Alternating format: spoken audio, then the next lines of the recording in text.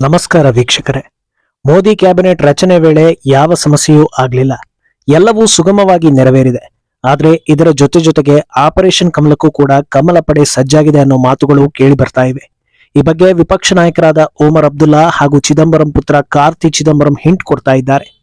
ಇನ್ನೊಂದು ತಿಂಗಳಲ್ಲೇ ಬಿಜೆಪಿ ಏಕಾಂಗಿಯಾಗಿ ಮ್ಯಾಜಿಕ್ ನಂಬರ್ ಕ್ರಾಸ್ ಮಾಡೋ ಲೆವೆಲ್ಗೆ ಬೇರೆ ಬೇರೆ ಪಕ್ಷದ ಎಂಪಿಗಳು ಬರ್ತಾರೆ ಎನ್ನಲಾಗ್ತಾ ಇದೆ. ಇದರ ಜೊತೆಗೆ ಕ್ಯಾಬಿನೆಟ್ನಲ್ಲಿ 2 ಪ್ರಮುಖ ಸ್ಥಾನಗಳನ್ನ ಬಿಜೆಪಿ ಇನ್ನೂ ಉಳಿಸಿಕೊಂಡಿದೆ. ಅದರಲ್ಲಿ ಸ್ಪೀಕರ್ ಸ್ಥಾನ ಕೂಡ ಒಂದು. ಅಟಲ್ ಬಿಹಾರಿ ವಾಜಪೇಯಿ ಸರ್ಕಾರದಲ್ಲಿ ಈ ಸ್ಥಾನವನ್ನ ಟಿಡಿಪಿಗೆ ಬಿಟ್ಟುಕೊಟ್ಟಿದ್ರಿಂದ ದೊಡ್ಡ ಎಡವಟ್ಟಾಗಿತ್ತು. ಆದರೆ ಈ ಬಾರಿ ಸ್ಪೀಕರ್ ಸ್ಥಾನಕ್ಕೆ ಯಾರು ಕೂರಲಿದ್ದಾರೆ ಅನ್ನೋ ಕುತೂಹಲ ಹೆಚ್ಚಾಗ್ತಾ ಇದೆ. ಹಾಗಿದ್ರೆ ಆಪರೇಷನ್ ಕಮಲಕ್ಕೆ ಹೇಗೆಲ್ಲ ಪ್ಲಾನ್ ನಡೆದಿದೆ, ಯಾರೆಲ್ಲ ಪಕ್ಷದ ಒಳಗೆ ಬರಬಹುದು, ಸ್ಪೀಕರ್ ಪಟ್ಟ ಯಾಕೆ ಮುಖ್ಯವಾಗುತ್ತೆ, ಇದೆಲ್ಲವನ್ನ 1 by 1 ಹೇಳ್ತಾ ಹೋಗ್ತೀವಿ. ಈ ವಿಡಿಯೋವನ್ನ ತಪ್ಪದೆ ಕೊನೆ ತನಕ ನೋಡಿ. ಅದಕ್ಕೂ ಮುನ್ನ ಮೀಡಿಯಾ ಮಾನ್ಸ್ಟರ್ ಚಾನಲ್ ಅನ್ನ ತಪ್ಪದೆ ಸಬ್ಸ್ಕ್ರೈಬ್ ಮಾಡಿ. ಹೌದು, ಸದೃಢವಲ್ಲದ ಸರ್ಕಾರಕ್ಕೆ ಯಾವ ಟೈಮ್ನಲ್ಲಿ ಯಾವ ಅಪಾಯ ಬೇಕಾದ್ರೂ ಬರ್ಬೋದು ಅನ್ನೋದು ವಾಸ್ತವ. ರಿಸಲ್ಟ್ ಬಂದ 2 ದಿನಕ್ಕೆ ಬಿಜೆಪಿ ಆಪರೇಷನ್ ಕಮಲದ ಬಗ್ಗೆ ಯೋಚನೆ ಮಾಡ್ತಾ ಇದೆ ಅನ್ನೋ ಸುದ್ದಿಗಳು ಹರಿದಾಡ್ತಾ ಇದ್ವು. ಈಗ ಅದೇ ವಿಚಾರವನ್ನ ಕಾಶ್ಮೀರ ಭಾರತದ ಭಾಗ ಅಲ್ಲ ಅಂತ ಪ್ರತಿಪಾದಿಸೋ ಓಮರ್ ಅಬ್ದುಲ್ಲಾ ಹೇಳ್ತಾ ಇದ್ದಾರೆ. ಆದ್ರೆ ಅಬ್ದುಲ್ಲಾ ಹೇಳ್ತಾ ಇರೋ ವಿಚಾರ ಸ್ವಲ್ಪ ಅಚ್ಚರಿ ತರಿಸ್ತಾ ಇದೆ. ಯಾಕಂದ್ರೆ NDA ಮೈತ್ರಿಕೂಟದಲ್ಲಿ ಬಿಜೆಪಿ ಜೊತೆಗೆ ಗಟ್ಟಿಯಾಗಿ ನಿಂತಿರೋ ಟಿಡಿಪಿ ಹಾಗೂ ಜೆಡಿಯು ಸಂಸದರನ್ನ ಬಿಜೆಪಿ ಆಪರೇಷನ್ ಮಾಡಲಿದೆ ಅನ್ನೋದು ಅಬ್ದುಲ್ಲಾ ಆರೋಪ. ಆದ್ರೆ ಯಾವುದೇ ಆಂಗಲ್ ನಲ್ಲಿ ನೋಡಿದ್ರೂ ಇದು ಸತ್ಯಕ್ಕೆ ದೂರ ಅನ್ನೋದು ಗೊತ್ತಾಗುತ್ತೆ. ಬಿಜೆಪಿ ಆಪರೇಷನ್ ಮಾಡೋ ಸಾಧ್ಯತೆ ಇದೆ ಅನ್ನೋದು ಭಾಗಶಃ ಸತ್ಯವೇ ಇರಬಹುದು. ಆದ್ರೆ ಮಿತ್ರ ಪಕ್ಷಗಳ ಲೀಡರ್ಗಳನ್ನೇ ಪಕ್ಷಕ್ಕೆ ಎಳ್ಕೊಂಡು ಮೈತ್ರಿ ನಾಯಕರನ್ನ ಎದುರು ಹಾಕಿಕೊಂಡು ರಂಪ ಮಾಡಿಕೊಳ್ಳುವಷ್ಟು ಅಪ್ರಬುದ್ಧ ಅಲ್ವೇನೋ ಅನ್ನೋದು ಜನರ ಅಭಿಪ್ರಾಯ. ಹಾಗಿದ್ರೆ ಯಾರನ್ನ ಆಪರೇಷನ್ ಮಾಡಬಹುದು ಅನ್ನೋದು ಈಗ ಎಲ್ಲರಲ್ಲಿರೋ ಪ್ರಶ್ನೆ. ಇನ್ನೊಂದೆಡೆ ಕಾರ್ತಿ ಚಿದಂಬರಂ ಕೂಡ ಈ ವಿಚಾರದಲ್ಲಿ ಮಾತನಾಡಿದ್ದು, YSRCP ನಾಯಕರನ್ನ ತಮ್ಮತ್ತ ಎಳೆದುಕೊಳ್ಳೋದಕ್ಕೆ ಬಿಜೆಪಿ ಯತ್ನ ಮಾಡ್ತಾ ಇದೆ ಅನ್ನೋದನ್ನ ಹೇಳಿದ್ದಾರೆ. ಅಂದಹಾಗೆ YCP ಲೋಕಸಭೆಯಲ್ಲಿ ಗೆದ್ದಿರೋದೇ 4 ಸೀಟ್ಗಳು. ಅಂಥದ್ರಲ್ಲಿ ಆ 4 ಸೀಟ್ಗಳ ಮೇಲೆ ಯಾಕೆ ಬಿಜೆಪಿ ಕಣ್ಣಿಡುತ್ತೆ ಅನ್ನೋದು ಹಲವರ ಪ್ರಶ್ನೆ. ಆದ್ರೆ ಕಾರ್ತಿ ಚಿದಂಬರಂ ಹೇಳೋ ಪ್ರಕಾರ YCPಗೆ ರಾಜ್ಯಸಭೆಯಲ್ಲಿ 11 ಸದಸ್ಯರಿದ್ದಾರೆ. ಅವರನ್ನ ಗಮನದಲ್ಲಿಟ್ಟುಕೊಂಡು ಈ ಆಪರೇಷನ್ ನಡೆಯಲಿದೆ ಅಂತ ಹೇಳ್ತಾ ಇದ್ದಾರೆ. ಆದ್ರೆ ಇದನ್ನು ಕೂಡ ವಾಸ್ತವಕ್ಕೆ ದೂರ ಅಂತ ಹೇಳಲಾಗ್ತಾ ಇದೆ. ಸದ್ಯದ ಪರಿಸ್ಥಿತಿ ನೋಡಿದ್ರೆ ಬಿಜೆಪಿ ಆಂಧ್ರ ಹಾಗೂ ಬಿಹಾರದಲ್ಲಿ ಆಪರೇಷನ್ ತಂಟೆಗೆ ಹೋಗೋ ಸಾಧ್ಯತೆ ತೀರಾ ಕಡಿಮೆ. ಬಿಜೆಪಿ ಟಾರ್ಗೆಟ್ ಇರೋದೇ ಉತ್ತರ ಪ್ರದೇಶ ಹಾಗೂ ಮಹಾರಾಷ್ಟ್ರ ಅಂತ ಹೇಳಲಾಗುತ್ತೆ. ಈಗಾಗಲೇ ಉತ್ತರ ಪ್ರದೇಶದಲ್ಲಿ ಸಮಾಜವಾದಿ ಪಕ್ಷದ ಸುಮಾರು 18 ಎಂಪಿಗಳು ಬಿಜೆಪಿಯತ್ತ ಮನಸ್ಸು ಮಾಡ್ತಾ ಇದ್ದಾರೆ ಅನ್ನೋ ಸುದ್ದಿ ಕೂಡ ಹರಿದಾಡ್ತಾ ಇದೆ. ಅದರಲ್ಲೂ ಅಯೋಧ್ಯೆಯಲ್ಲಿ ಗೆದ್ದಿರೋ ಸಮಾಜವಾದಿ ಪಕ್ಷದ ಅಭ್ಯರ್ಥಿ ಕೂಡ ಬಿಜೆಪಿಗೆ ಸೇರ್ಪಡೆಯಾಗೋ ಸಾಧ್ಯತೆ ಇದೆ ಅನ್ನೋದು ಇಂಟ್ರೆಸ್ಟಿಂಗ್ ವಿಚಾರ. ಈಗಾಗಲೇ ಅಮಿತ್ ಶಾ ಜೊತೆಗೆ ಮೊದಲ ಹಂತದ ಮಾತುಕತೆ ಮುಗಿದಿದ್ದು, ಕೆಲವೇ ದಿನಗಳಲ್ಲಿ ಒಬ್ಬೊಬ್ಬರಾಗಿ ರಾಜೀನಾಮೆ ನೀಡೋ ಸಾಧ್ಯತೆ ಇದೆ ಅಂತ ಹೇಳಲಾಗ್ತಾ ಇದೆ.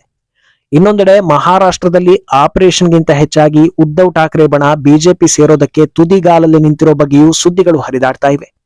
ಇದೆಲ್ಲವೂ ಸಾಧ್ಯವಾಯಿತು ಅಂದ್ರೆ ಮುಂದಿನ ತಿಂಗಳ ಹೊತ್ತಿಗಾಗಲೇ ಏಕಾಂಗಿಯಾಗಿ ಬಿಜೆಪಿ ಮ್ಯಾಜಿಕ್ ನಂಬರ್ 272 ಕ್ರಾಸ್ ಮಾಡಿ 275ರವರೆಗೆ ತಲುಪುವ ಸಾಧ್ಯತೆ ಇದೆ.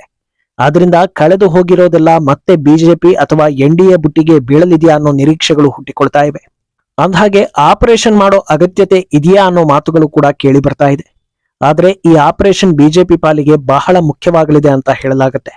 ಯಾಕಂದ್ರೆ 2047ರ ವಿಕಸಿತ ಭಾರತದ ಕನಸು ಹೊಂದಿರೋ ಮೋದಿ ಅಂಡ್ ಟೀಮ್ ಅದನ್ನ ಸಾಕಾರ ಮಾಡೋದಕ್ಕೆ ಸಾಕಷ್ಟು ಬಿಲ್ಗಳನ್ನ ಪಾಸ್ ಮಾಡೋದು ಬಹಳ ಪ್ರಮುಖವಾಗಿದೆ. ಅದು ಸಾಧ್ಯವಾಗದೇ ಇದ್ರೆ ಕಳೆದ 10 ವರ್ಷದಲ್ಲಿ ಹಾಕಿರೋ ಶ್ರಮವೆಲ್ಲ ನೀರಲ್ಲಿ ಹೋಮ ಮಾಡಿದಂತಾಗುತ್ತೆ. ಆದ್ರಿಂದ ಆಪರೇಷನ್ ಮಾಡದೆ ಬೇರೆ ದಾರಿ ಇಲ್ಲ ಅಂತ ಹೇಳಲಾಗ್ತಾ ಇದೆ. 2019ರಲ್ಲಿ ಕರ್ನಾಟಕದಲ್ಲಿ ಬಿಜೆಪಿ ಆಪರೇಷನ್ ಕಮಲ ಮಾಡಿತ್ತು. ಕಾಂಗ್ರೆಸ್ ಹಾಗೂ JDS ಸೇರಿ ಬರೋಬ್ಬರಿ 17 ಶಾಸಕರು ಬಿಜೆಪಿಗೆ ಹಾರಿ ಬಂದಿದ್ರು. ಇವರು ಯಾರು ಗೆಲ್ಲೋದಿಲ್ಲ ಅಂತ ಆರಂಭದಲ್ಲಿ ಹೇಳಲಾಯಿತು. ಆದ್ರೆ ಬೈ ಎಲೆಕ್ಷನ್ ಆಗ್ತಾ ಇದ್ದ ಹಾಗೆ ಈ ಪೈಕಿ ಇಬ್ಬರನ್ನ ಬಿಟ್ಟು ಉಳಿದವರೆಲ್ಲರೂ ಗೆದ್ದು ಬಿಜೆಪಿ ಬಳಗವನ್ನ ಸೇರಿದ್ರು. ಸಚಿವ ಸ್ಥಾನವನ್ನ ಗಿಟ್ಟಿಸಿಕೊಂಡ್ರು ಅನ್ನೋದು ಈಗ ಹಳೆಯ ವಿಚಾರ. ಅದೇ ರೀತಿ ಈ ಬಾರಿ ಆಪರೇಷನ್ ಆಗೋ ನಾಯಕರನ್ನು ಕೂಡ ಯಶಸ್ವಿಯಾಗಿ ಗೆಲ್ಲಿಸಿಕೊಂಡು ಬಂದು ಯಾವುದಾದ್ರೂ ಒಂದು ಹುದ್ದೆ ನೀಡಿ ಅವರನ್ನ ಪಕ್ಷದಲ್ಲಿ ಪರ್ಮನೆಂಟ್ ಮಾಡಿಕೊಳ್ಳೋದಕ್ಕೆ ಪ್ಲಾನ್ ನಡೆದಿದೆ ಅಂತ ಹೇಳಲಾಗ್ತಾ ಇದೆ.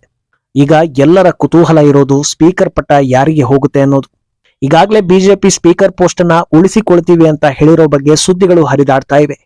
ಇದಕ್ಕೆ ಈವರೆಗೆ ಮಿತ್ರ ಪಕ್ಷಗಳು ತಕರಾರು ಮಾಡಿಲ್ಲ ಅನ್ನೋದು ಕೂಡ ಅಷ್ಟೇ ನಿಜ. ಸ್ಪೀಕರ್ ಪೋಸ್ಟ್ ಯಾಕೆ ಮುಖ್ಯವಾಗುತ್ತೆ ಅನ್ನೋದಕ್ಕೆ 1998ರ ಘಟನೆಯನ್ನ ನೆನಪಿಸಿಕೊಳ್ಳಬೇಕಾಗುತ್ತೆ. ಆ ಹೊತ್ತಲ್ಲಿ ಅಟಲ್ ಬಿಹಾರಿ ವಾಜಪೇಯಿ ಅವರ ಸರ್ಕಾರಕ್ಕೆ ವಿಶ್ವಾಸ ಮತದ ಸವಾಲು ಎದುರಾಗಿರುತ್ತೆ. ಆ ಹೊತ್ತಲ್ಲಿ ಸ್ಪೀಕರ್ ಸ್ಥಾನದಲ್ಲಿ ಇದ್ದಿದ್ದು ಟಿಡಿಪಿ ನಾಯಕ ಬಾಲಯೋಗಿ. ಅವರು ತಮ್ಮ ಮತವನ್ನ ಸರ್ಕಾರದ ಪರವೇ ಹಾಕಿದ್ರು. ಆದ್ರೆ ಅವರು ತೆಗೆದುಕೊಂಡ ಒಂದು ತಪ್ಪು ನಿರ್ಧಾರ ಸರ್ಕಾರ ಪತನವಾಗೋದಕ್ಕೆ ದಾರಿ ಮಾಡಿಕೊಟ್ಟಿತು. ಒಡಿಶಾದಿಂದ ಲೋಕಸಭೆಗೆ ಆಯ್ಕೆಯಾಗಿದ್ದ ಎಂಪಿ ಗಿರಿಧರ್ ಗಮಾಂಗ್ ರಾಜ್ಯದಲ್ಲಿ ತಮ್ಮನ್ನ ಸಿಎಂ ಮಾಡೋದಕ್ಕೆ ಲಾಬಿ ಮಾಡ್ತಾ ಇರ್ತಾರೆ. ಆದ್ರೆ ಆ ಬಗ್ಗೆ ಹೈಕಮಾಂಡ್ ಯಾವುದೇ ನಿರ್ಧಾರವನ್ನ ತೆಗೆದುಕೊಂಡಿರೋದಿಲ್ಲ. ಅದಾದ ಮುಂದಿನ 2 ತಿಂಗಳ ಬಳಿಕ ವಿಶ್ವಾಸ ಮತದ ದಿನ ಗಮಾಂಗ್ ಸಂಸತ್ಗೆ ಬಂದು ಕಾಂಗ್ರೆಸ್ ಪರವಾಗಿ ವೋಟ್ ಹಾಕ್ತಾರೆ. ಪರಿಣಾಮ ಎನ್ಡಿಎಗೆ 269 ಹಾಗೂ ಯುಪಿಎಗೆ 270 ಮತಗಳು ಬಿದ್ದು ವಾಜಪೇಯಿ ಸರ್ಕಾರ ಪತನವಾಗುತ್ತೆ. ಸಂವಿಧಾನಾತ್ಮಕವಾಗಿ ಗಮಾಂಗ್ ರಾಜ್ಯ ರಾಜಕಾರಣಕ್ಕೆ ಇಳಿತಾರೆ ಅಂದ್ರೆ ತಮ್ಮ ಎಂಪಿ ಸೀಟ್ಗೆ ರಾಜೀನಾಮೆ ನೀಡಬೇಕು. ಈ ವಿಚಾರದಲ್ಲಿ ಅವರನ್ನ ಮತದಾನದಿಂದ ತಡೆಯೋ ಬಗ್ಗೆ ಸ್ಪೀಕರ್ ನಿರ್ಧಾರ ತೆಗೆದುಕೊಳ್ಳಬೇಕಿತ್ತು. ಆದ್ರೆ ಸ್ಪೀಕರ್ ಮತದಾನಕ್ಕೆ ಒಪ್ಪಿಗೆ ಸೂಚಿಸಿದ್ರಿಂದ ಸರ್ಕಾರ ಪತನವಾಗುತ್ತೆ. ಈ ಬಾರಿ ಬಿಜೆಪಿಗೆ ಪೂರ್ಣ ಬಹುಮತ ಬಂದಿಲ್ಲ. ಮುಂದೆ ಆಪರೇಷನ್ ಕಮಲ ಆಯ್ತು ಅಂದ್ರೆ ಸದಸ್ಯರ ಡಿಸ್ಕ್ವಾಲಿಫೈ ಸೇರಿ ಮಹತ್ವದ ನಿರ್ಧಾರಗಳನ್ನ ಸ್ಪೀಕರ್ ತೆಗೆದುಕೊಳ್ಬೇಕಾಗತ್ತೆ. ಇಂಥ ಹೊತ್ತಲ್ಲಿ ಮಿತ್ರರ ಕೈಗೆ ಸ್ಪೀಕರ್ ಪೋಸ್ಟ್ ಸಿಕ್ಕಿದ್ರೆ ಎಡವಟ್ಟಾಗೋದು ಗ್ಯಾರಂಟಿ ಅಂತ ಹೇಳಲಾಗ್ತಾ ಇದೆ. ಹಾಗಿದ್ರೆ ಸ್ಪೀಕರ್ ಪಟ್ಟ ಯಾರಿಗೆ ಹೋಗಬಹುದು ಅನ್ನೋದು ಚರ್ಚೆಯಲ್ಲಿದೆ. ಸದ್ಯದ ಮಾಹಿತಿಗಳ ಪ್ರಕಾರ ಆಂಧ್ರ ಪ್ರದೇಶದ ಬಿಜೆಪಿಯ ಹಿರಿಯ ನಾಯಕಿ ಪುರಂದೇಶ್ವರಿ ಅವರಿಗೆ ಸ್ಪೀಕರ್ ಪಟ್ಟವನ್ನು ನೀಡೋ ಸಾಧ್ಯತೆ ಇದೆ ಅಂತ ಹೇಳಲಾಗ್ತಾ ಇದೆ. 2014ರಿಂದ ಸತತವಾಗಿ ಪುರಂದೇಶ್ವರಿ ಗೆದ್ದುಕೊಂಡು ಬಂದಿದ್ರು. ಈವರೆಗೆ ಅವರಿಗೆ ದೊಡ್ಡ ಹುದ್ದೆ ಸಿಕ್ಕಿರಲಿಲ್ಲ. ಇನ್ನು ಅವರ ಆಯ್ಕೆಗೆ ಟಿಡಿಪಿಯಿಂದಲೂ ಯಾವುದೇ ಭಿನ್ನರಾಗ ಬರೋದಿಲ್ಲ ಅಂತ ಹೇಳಲಾಗುತ್ತೆ. ಯಾಕಂದ್ರೆ ಪುರಂದೇಶ್ವರಿ ಆಂಧ್ರದ ಖ್ಯಾತ ನಟ, ಮಾಜಿ ಮುಖ್ಯಮಂತ್ರಿ ಹಾಗೂ ಟಿಡಿಪಿ ಸಂಸ್ಥಾಪಕ NTR ಅವರ ಪುತ್ರಿ. ಚಂದ್ರಬಾಬು ನಾಯ್ಡುಗೆ ಕುಟುಂಬದವರೇ ಆಗ್ತಾರೆ. ಆದ್ರಿಂದ ಎಲ್ಲಾ ಲೆಕ್ಕಗಳು ಸರಿ ಹೋಗಬಹುದು ಅಂತ ಹೇಳಲಾಗ್ತಾ ಇದೆ. ಅಂದಹಾಗೆ ಪುರಂದೇಶ್ವರಿ ಮುಂಚೆ ಕಾಂಗ್ರೆಸ್ನಲ್ಲಿ ಇದ್ದವರು. ಯಾವಾಗ ಕಾಂಗ್ರೆಸ್ ಆಂಧ್ರ ಹಾಗೂ ತೆಲಂಗಾಣವನ್ನ ವಿಭಜನೆ ಮಾಡ್ತೋ ಆ ಅಸಮಾಧಾನಕ್ಕೆ ಪಕ್ಷವನ್ನ ತೊರೆದು ಬಿಜೆಪಿಗೆ ಬಂದಿರ್ತಾರೆ. ಸದ್ಯ ಆಂಧ್ರ ಪ್ರದೇಶ ಬಿಜೆಪಿಗೆ ಅವರೇ ಅಧ್ಯಕ್ಷರಾಗಿರೋದ್ರಿಂದ ಸ್ಪೀಕರ್ ಸ್ಥಾನವನ್ನ ಅವರಿಗೆ ನೀಡುವ ಸಾಧ್ಯತೆಗಳಿವೆ. ಇನ್ನು ಬಿಜೆಪಿ ಉಳಿಸಿಕೊಂಡಿರೋ ಇನ್ನೊಂದು ಪ್ರಮುಖ ಪೋಸ್ಟ್ ಅಂದ್ರೆ ಅದು ಅಧ್ಯಕ್ಷ ಪಟ್ಟ. ಈ ಹಿಂದೆ ಅಧ್ಯಕ್ಷ ಸ್ಥಾನದಲ್ಲಿದ್ದ JP ನಡ್ಡಾ ಅವರಿಗೆ ಆರೋಗ್ಯ ಖಾತೆ ನೀಡಲಾಗಿದೆ. ಈಗ ಆ ಸ್ಥಾನವನ್ನ ಯಾರು ತುಂಬುತ್ತಾರೆ ಅನ್ನೋ ಪ್ರಶ್ನೆ ಹುಟ್ಟುಕೊಂಡಿದೆ. ಈ ಹಿಂದೆ ಅಮಿತ್ ಶಾ ಬಿಜೆಪಿ ಅಧ್ಯಕ್ಷರಾಗಬಹುದು ಅನ್ನೋ ನಿರೀಕ್ಷೆಗಳಿದ್ವು. ಆದ್ರೆ ಅವರು ಮತ್ತೆ ಗೃಹ ಮಂತ್ರಿಯಾಗಿ ಮುಂದುವರಿತಾ ಇದ್ದಾರೆ.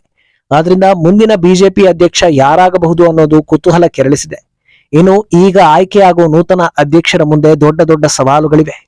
ಜಮ್ಮು ಕಾಶ್ಮೀರ, ಹರಿಯಾಣ, ಜಾರ್ಖಂಡ್ ಹಾಗೂ ಮಹಾರಾಷ್ಟ್ರ ಚುನಾವಣೆಗಳು ಸದ್ಯದಲ್ಲೇ ಇದ್ದು ಅಲ್ಲೆಲ್ಲ ಕಮಲ ಅರಳಿಸೋ ದೊಡ್ಡ ಟಾಸ್ಕ್ ಇರುತ್ತೆ.